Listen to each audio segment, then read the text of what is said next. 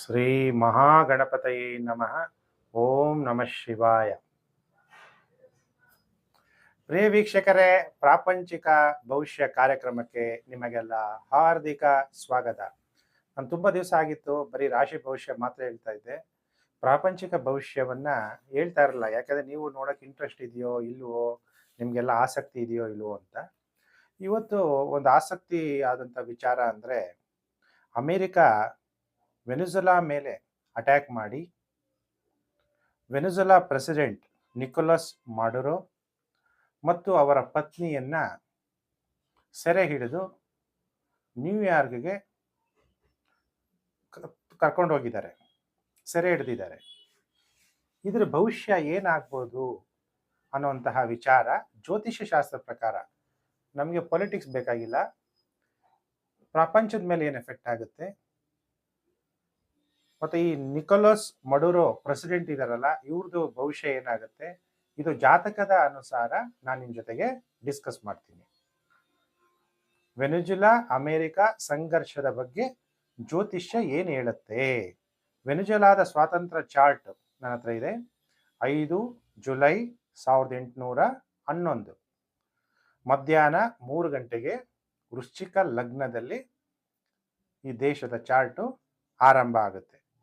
ವೆನಿಜುಲಾ ಮೇಲೆ ಅಮೆರಿಕ ನಡೆಸಿದಂತಹ ಇದು ದೊಡ್ಡ ಪ್ರಮಾಣದ ದಾಳಿ, ಅದು ಮಧ್ಯರಾತ್ರಿ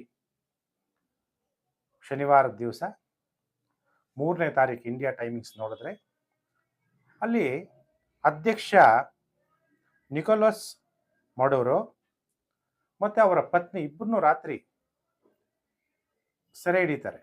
ಅವ್ರ ದೇಶದಲ್ಲೇ ಹೋಗಿ ಏರ್ ಸ್ಟ್ರೈಕ್ ಮಾಡಿ ಸೆರೆ ಹಿಡಿದು ಅಮೆರಿಕ ನ್ಯೂಯಾರ್ಕ್ಗೆ ಅವರಿಬ್ಬರನ್ನು ಕೈದಿ ಮಾಡಿ ಕರ್ಕೊಂಡು ಹೋಗ್ತಾರೆ. ಇದೇನಾದರೂ ವಿಶ್ವ ಯುದ್ಧ ಆಗುತ್ತಾ? ನಿಕೋಲಸ್ ಮಡುರೋ ಜಾತಕ ಏನು ಹೇಳುತ್ತೆ? ಅವರ ಡೇಟ್ ಆಫ್ ಬರ್ತ್ ಬಂದು 23 ನವೆಂಬರ್ 1962, ರಾತ್ರಿ 9 ಗಂಟೆ 3 ನಿಮಿಷಕ್ಕೆ ಇವರ ಜನನ. ಅವರ ದೇಶದ ರಾಜಧಾನಿ ಬಂದು ಕಾರಕಸ್. ಅದನ್ನ ನಾವು ತಗೊಂಡಾಗ ಮಿಥುನ ಲಗ್ನ, ಇವರ ಜಾತಕ ಮಿಥುನ ಲಗ್ನ, ಕರ್ಕಾಟಕ ರಾಶಿಯಲ್ಲಿ ರಾಹು ಮತ್ತೆ ಮಂಗಳ ಗ್ರಹ, ಶುಕ್ರ ಮತ್ತು ಚಂದ್ರ ಇವರ ಜನ್ಮ ನಕ್ಷತ್ರ ಬಂದು ಚಿತ್ತಾ ನಕ್ಷತ್ರ, ವಕ್ರಿ ಶುಕ್ರ, ಚಂದ್ರ ತುಲಾ ರಾಶಿಯಲ್ಲಿ, ಸೂರ್ಯ ಮತ್ತು ಬುಧ ವೃಶ್ಚಿಕ ರಾಶಿಯಲ್ಲಿ, ಶನಿ ಮತ್ತು ಕೇತು ಮಕರ ರಾಶಿಯಲ್ಲಿ, ಗುರು ಇವ್ರ ಜನ್ಮ ಜಾತಕದಲ್ಲಿ ಕುಂಭ ರಾಶಿಯಲ್ಲಿ ಇದ್ದಾನೆ.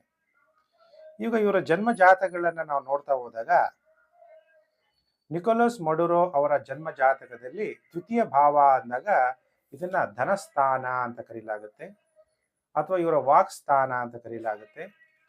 ರಾಹು ಮತ್ತು ಕುಜ 2ನೇ ಮನೆಯಲ್ಲಿ ಇವ್ರ ಜಾತಕದಲ್ಲಿ ಇರೋದ್ರಿಂದ ಇವರ ಮಾತು ಅಷ್ಟು ಸರಿಯಾಗಿರಲ್ಲ. ದೇಶದ ಪ್ರೆಸಿಡೆಂಟ್, ಒಬ್ಬ ಅಧ್ಯಕ್ಷ, ಅವನ ಪ್ರಭಾವ ಇಡೀ ದೇಶದಲ್ಲಿರುವಂಥ ಎಲ್ಲ ಪ್ರಜೆಗಳ ಮೇಲೆ ಪ್ರಭಾವ ಬೀರುತ್ತೆ. ಅವಾಗ ಫೈನಾನ್ಷಿಯಲ್ ಕಂಡೀಷನ್ ಹೇಗಿದೆ? ದೇಶ ಸಂಪತ್ತು ಭರಿತವಾಗಿದೆ. ದೇಶದ ಜಾತಕ ನೋಡಿದ್ರು ಯಾವುದ್ರಲ್ಲಿ ಸಂಪತ್ತು ಭರಿತವಾಗಿದೆ? ಕ್ರೂಡ್ ಆಯಿಲ್, ನ್ಯಾಚುರಲ್ ಗ್ಯಾಸ್, ಇದರೆಲ್ಲ ಸಂಪತ್ತು ಭರಿತವಾಗಿದೆ. ಆದರೂ ಕೂಡ ಅದನ್ನ ಸರಿಯಾಗಿ ಉಪಯೋಗಿಸ್ಕೊಳಕ್ಕಾಗಲ್ಲ. ಯಾಕೆಂದ್ರೆ ಇವರು ಜನ್ಮ ಲಗ್ನದಿಂದ ಅಷ್ಟಮದಲ್ಲಿ ಶನಿ ಮತ್ತು ಕೇತು. ಶನಿ ಮತ್ತು ಕೇತು ಯಾವಾಗ ಅಷ್ಟಮ ಭಾವದಲ್ಲಿ ಸಂಚಾರ ಆಗ್ತಿರ್ತಾರೆ, ಅವಾಗ ಕರ್ಮ ಅನ್ನೋದು ಸರಿಯಾಗಿ ಮಾಡದೇ ಇದ್ದಾಗ ಆ ಪ್ರಜೆಗಳಿಗೆ ಅದರ ಸವಲತ್ತು ಸಿಕ್ಕಿರಲ್ಲ. ಇವಾಗ ಇವರ ದಾಳಿಗೆ ಕಾರಣವೇನು ಅಂತ ಇವ್ರ ಜಾತಕ ನೋಡಿದ್ರೆ ಗ್ರಹಗತಿಗಳ ಅನುಸಾರ ಇವ್ರಿಗೆ ಈಗ ಬುಧ ದಶೆ, ಚಂದ್ರಭುಕ್ತಿ, ಶನಿ ಅಂತರ್ಭುಕ್ತಿ 1 ಮಾರ್ಚ್ 2026ವರೆಗೂ ಇವರಿಗೆ ಶನಿ ಅಂತರ್ಭುಕ್ತಿ ನಡೆಯುತ್ತೆ. ನೋಡಿ, ಬುಧ ದಶೆ ಅಂದಾಗ ಲಗ್ನಾಧಿಪತಿ ದಶೆ ಮತ್ತು ಚತುರ್ಥಾಧಿಪತಿ ದಶೆ. ಗೋಚಾರದಲ್ಲಿ ಬುಧ ಅಷ್ಟಮದಲ್ಲಿ ಸಪ್ತಮದಲ್ಲಿ ಸಂಚಾರ ಆಗ್ಬೇಕಾದ್ರೆ ಬುಧ, ಶುಕ್ರ, ಸೂರ್ಯ ಮತ್ತು ಕುಜ 4 ಗ್ರಹಗಳು ಸಪ್ತಮದಲ್ಲಿ ಸಂಚಾರ ಆಗ್ಬೇಕಾದ್ರೆ ಬುಧ ಯಾರ ಮೇಲೆ ಸಂಚಾರ ಆಗ್ತಾ ಇದ್ದಾನೆ? ವಿರೋಧ ಪಕ್ಷ ಅಥವಾ ವಿರೋಧ ದೇಶ. ಈಗ ಅಮೆರಿಕಾಗೂ ವೆನಿಜುಲಾಗೂ ಆಗ್ತಾ ಇಲ್ಲ.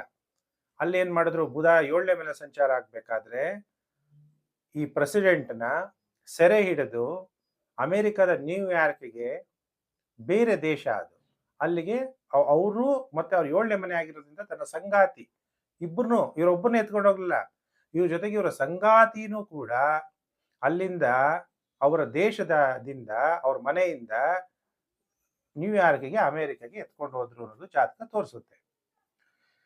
ಆಮೇಲೆ ಈಗ ಅಷ್ಟಮ ಭಾವದಲ್ಲಿ ಅಂದಾಗ, ಅಷ್ಟಮ ಭಾವ ಅಂದಾಗ ಆಯುಷ್ ಭಾವ, ಮೃತ್ಯು ಭಾವ ಅಂತ ಕರಿತೀವಿ, ಅಥವಾ ಏನಾದ್ರೂ ಗಂಡಾಂತರ ಆಗುವಂತಹ ಭಾವ. ಈ ಅಷ್ಟಮ ಭಾವದಲ್ಲಿ ಕುಜ ಉಚ್ಚನಾಗ್ತಾನೆ. ಎಷ್ಟನೇ ತಾರೀಕು? 15ನೇ ತಾರೀಕು ಜನವರಿ 2026ಕ್ಕೆ ಮಂಗಳ ಗ್ರಹ ಧನುರ್ರಾಶಿಯಿಂದ ಮಕರ ರಾಶಿಗೆ ಸಂಚಾರ ಆಗ್ತಾನೆ. ಅವಾಗ ಇವರ ಆಯುಷ್ಗೆ ಕಂಟಕ, ಇವರ ವೃತ್ತಿ ಜೀವನಕ್ಕೆ ಕಂಟಕ. ಇವರ ಪ್ರೆಸಿಡೆಂಟ್ಶಿಪ್ ಮುಗೀತು, ಇವರ ದೇಶದಲ್ಲಿರುವಂತಹ ಸಂಪತ್ತು ಶನಿ ಮೇಲೆ ಮಂಗಳನ ಸಂಚಾರ ಆಗುತ್ತೆ. ಅವಾಗ ಏನಾಗುತ್ತೆ, ಈ ದೇಶದ ಏನು ಆಯಿಲ್ ಇದೆ ಅದ್ರ ಮೇಲೆ ಬೇರೆ ದೇಶದವರ ಪ್ರಭಾವ, ಅಂದ್ರೆ ಅಮೆರಿಕ ದೇಶದ ಪ್ರಭಾವ ಉಂಟಾಗುತ್ತೆ ಅನ್ನೋದು ಇವರ ಜನ್ಮ ಜಾತಕ ಅನ್ನೋದು ಈಗ ತೋರಿಸ್ತಾ ಇದೆ ಅನ್ನೋದನ್ನ ನಾನು ನಿಮ್ಗೆ ಹೇಳ್ತಾ ಇದ್ದೀನಿ. ಹಾಗಾದ್ರೆ ಇದು ಏನಾಗ್ಬೋದು ಇನ್ನ ಮುಂದೆ? ನೋಡಿ, ನಮ್ಮ ಭಾರತ ದೇಶದ್ದು ಕೂಡ ಈಗ ಮಂಗಳ ದಶೆ ನಡೀತಾ ಇದೆ. ಯುದ್ಧಗಳಾಗಬಾರ್ದು. ಮಂಗಳ ದಶೆ ಸ್ಟಾರ್ಟ್ ಆಗಿದ ತಕ್ಷಣ ಭಾರತ ಮತ್ತು ಪಾಕಿಸ್ತಾನದ ಜೊತೆಗೆ ಯುದ್ಧ ಆರಂಭ ಆಯಿತು. ಸದ್ಯ ದೇವರ ದಯದಿಂದ ನಿಂತೋಯ್ತು. ಈ ಕುಜ ದಶೆ ನಡೆಯುವ ಸಮಯದಲ್ಲಿ ಈ ಬೇರೆ ಬೇರೆ ದೇಶಗಳಲ್ಲಿ ಯುದ್ಧ ಆದಾಗ ನಮ್ಮ ದೇಶ ಬೇರೆ ಜೊತೆಗೆ ಯುದ್ಧ ಮಾಡಬಾರದು ಅಂದ್ರೂ ಕೂಡ ಕೆಲವೊಂದು ಸಂದರ್ಭದಲ್ಲಿ ಬೇರೆ ದೇಶ ಜೊತೆಗೆ ಸೇರಿ ಯುದ್ಧ ಮಾಡಬೇಕಾಗುವಂತಹ ಪ್ರಸಂಗಗಳು ಉಂಟಾಗುವಂತಹ ಸಮಯ ಈಗ ಆರಂಭ ಆಗ್ಬಿಟ್ಟಿದೆ. ಅದಕ್ಕೆಲ್ಲ ನಾವೆಲ್ಲ ಭಾರತೀಯರು ಬಹಳ ಜಾಗೃತರಾಗಿರ್ಬೇಕು.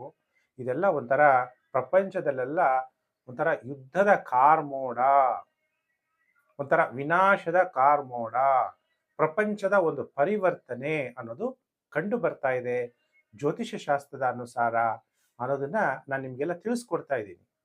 ದೇಶ ಇದ್ರೆ ನಾವಿದ್ದ ಹಾಗೆ. ನಮ್ಮ ಹಣ, ನಮಗೆ ಸಂಪತ್ತು, ನಮ್ಮ ರಕ್ಷಣೆ ಎಲ್ಲ ಬೇಕಾದಾಗ ದೇಶ ಚೆನ್ನಾಗಿರ್ಬೇಕು. ಅದರಿಂದ ಯಾವುದೇ ದೇಶ ಆಗಲಿ ಯುದ್ಧ ಮಾಡಬಾರ್ದು, ಶಾಂತಿಯಿಂದ ನಾವು ಬದುಕಬೇಕು. ಸರ್ವಜನೋ ಸುಖಿನೋ ಭವಂತು ವಸುಧೈವ ಕುಟುಂಬಕಂ ಅನ್ನುವಂಥದ್ದು ಭಾರತ ದೇಶದ ಸಿದ್ಧಾಂತ.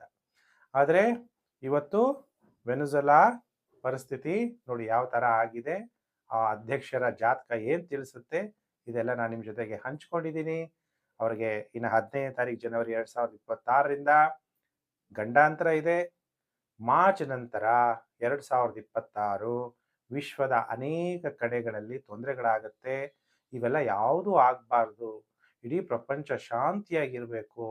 ನಾನು ಹೇಳಿದ್ದು ಜ್ಯೋತಿಷ್ಯ ಇದು ಗ್ರಹಗತಿಗಳು ಸೂಚಿಸುವಂಥದ್ದು. ಇದೆಲ್ಲ ಯಾವುದು ನಡಿಬಾರ್ದು ಅಂತಲೇ ನಾನು ದೇವರಲ್ಲಿ ಪ್ರಾರ್ಥನೆ ಮಾಡ್ತಾ, ಸಮಾಜದಲ್ಲಿ ಪ್ರಪಂಚದ ಎಲ್ಲ ಜನ ಸುಖ ಶಾಂತಿ ಸಮೃದ್ಧಿಯಾಗಿರಲಿ ಅಂತಲ್ಲಿ ದೇವರಲ್ಲಿ ಪ್ರಾರ್ಥನೆ ಮಾಡ್ತೀನಿ. ಪ್ರಿಯ ವೀಕ್ಷಕರೇ, ನಾನು ಮತ್ತೊಂದು ವಿಡಿಯೋದಲ್ಲಿ ಮತ್ತೆ ನಾನು ನಿಮ್ಮನ್ನು ಭೇಟಿ ಮಾಡ್ತೀನಿ. ನಮಸ್ಕಾರ.